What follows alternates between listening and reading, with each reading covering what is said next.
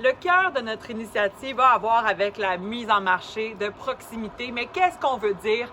Avec nos 5 experts, on réfléchit sur ce qu'il faut savoir pour ne pas manquer son coup lors de sa mise en marché de proximité. Le mot le plus important dans un plan de mise en marché de proximité, c'est marché. Connaissez-vous votre marché? À qui vous vous adressez? Vous pouvez penser au marché large, mais après ça, vous voulez le segmenter puis cibler précisément à qui vous vous adressez. C'est ça qui va vous donner les réponses du bon plan de mise en marché. Parce que malheureusement, avoir un bon produit, ça ne vous servira pas à grand-chose si personne ne sait qu'il existe.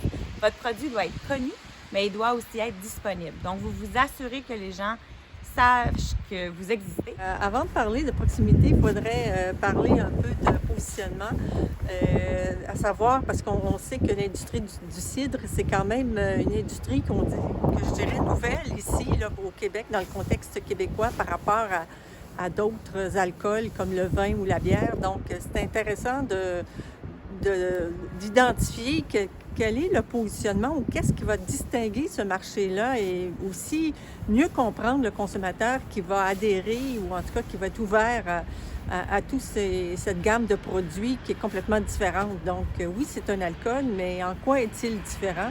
Et puis qu'est-ce qu'on veut apporter de différent par rapport à ce qui est déjà offert au Québec? Donc ça, c'est le point principal, je dirais, de toute intervention en marketing, comment on se distingue puis à qui on s'adresse.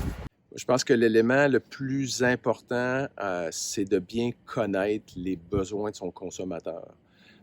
Pas tous les produits sont intéressants pour tous les types de consommateurs. Dans le fond, c'est de trouver une place, trouver une niche basée sur un besoin qu'on a identifié, soit dans notre environnement immédiat ou dans un marché donné, et de construire son offre en fonction de cette connaissance, mais une connaissance qui est liée avec une bonne maîtrise des besoins et des goûts de ces consommateurs-là. Pour moi, c'est ça de la proximité. Un plan de mise en marché solide, pour moi, a besoin de 2 ingrédients, de la pertinence et de la différence. D'abord, la pertinence. En fait, pour qu'une marque soit pertinente, il faut qu'elle réponde à un besoin consommateur. Donc, pour y arriver, la première question qu'il faut se poser, c'est à qui on vend? C'est qui notre consommateur? Puis, il faut le comprendre au-delà de son profil sociodémographique. C'est-à-dire, il faut aller au-delà de son âge, son revenu, d'où il vient. Et il faut comprendre sur le plan humain qui sont nos consommateurs.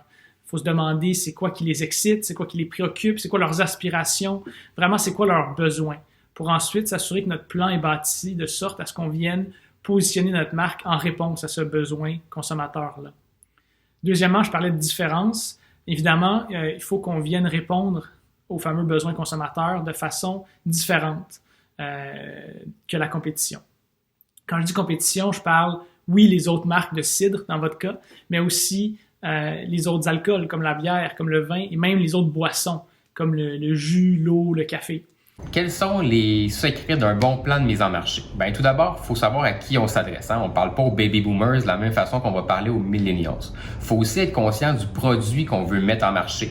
On ne va pas commercialiser un cidre de dégustation de la même façon qu'on va commercialiser un cidre en canette destiné à un pique-nique, par exemple. Ça va affecter, oui, les messages promotionnels, ce qu'on va vouloir dire, mais ça va aussi affecter les endroits où on va vouloir commercialiser ce produit-là.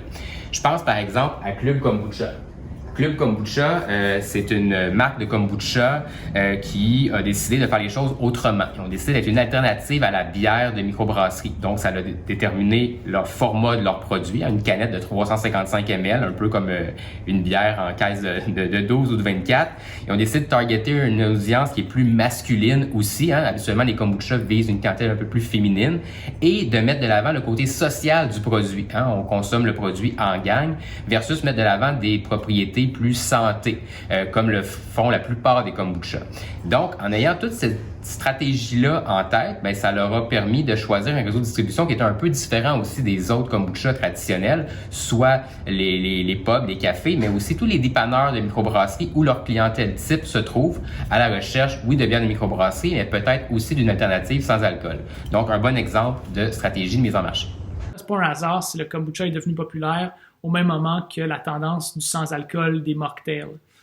En fait, c'est une catégorie au complet qui a su identifier un besoin consommateur de faire attention à sa santé, consommer moins d'alcool. Il faire tout ça sans compromettre nécessairement le goût de ce qu'on consomme ou le plaisir du moment. C'était vraiment un besoin qui était grandissant et le kombucha a su se positionner de façon différente en réponse à ce besoin-là.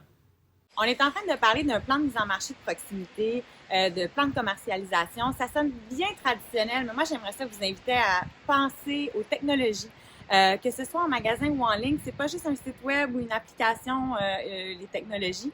Imaginez comment vous pourriez recréer la proximité de l'autocueillette en ligne. Quand on pense à marché dans un contexte de proximité, on pense au marché public. Moi, j'aimerais ça vous inviter à imaginer un marché virtuel. Et là, je parle pas d'un annuaire ou d'un catalogue en ligne. Je parle vraiment d'essayer de créer une expérience numérique, que ce soit en magasin ou en ligne. Donc, imaginez, vous arrivez en magasin, je suis une consommatrice peut-être de cidre, et je veux pas nécessairement toucher au produit parce que c'est 2021 puis que j'essaie de minimiser les interactions.